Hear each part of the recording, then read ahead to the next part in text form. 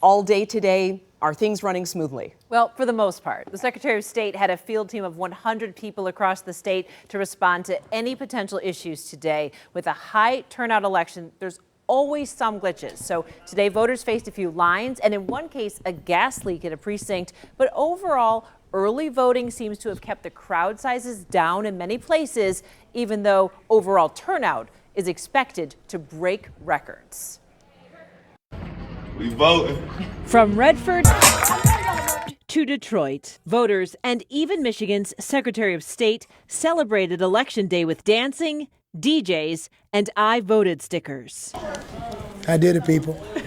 Yes, yes. It's a good turnout. I'd like to see this. A handful of voters in one of Redford Township's precincts complained about only having one computer to check voters in. But election officials say that's the usual protocol, and most voters said they did not mind the wait. I got to vote for my first time. It's really exciting. It's an important election, so I want to make sure I cast my vote. It went about almost 40 minutes, 45 minutes. Not bad, but it went kind of fast. And I'm glad I came and did what I was supposed to do. Quick, very organized, smiling faces.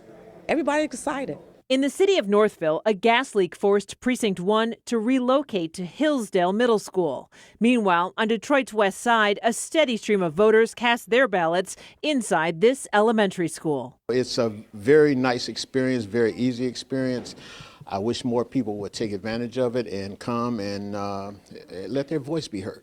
It's real smooth over here. Not everybody has this right. Not everybody lives in a place where they can make their voice heard, so it's just important to set an example early on. Ann Fitzpatrick says she had just two things on her mind when she cast her ballot: 3-month-old Killian and 3-year-old Jamie. For these guys, for our communities, for our neighborhoods, I mean, obviously the federal election is important, but like state, local elections, judges, millages for arts and schools. Secretary Benson says 3.3 million people used early voting or returned an absentee ballot before the polls even opened today, which means many of the unofficial vote totals could come in sooner than expected tonight. When the polls close at 8 p.m., we will start to see printouts of results from tabulators. Those printouts and those early results will include those votes cast today, those votes cast at early voting centers, and in some cases, like in Oakland County and Detroit, ballots that were returned through the mail.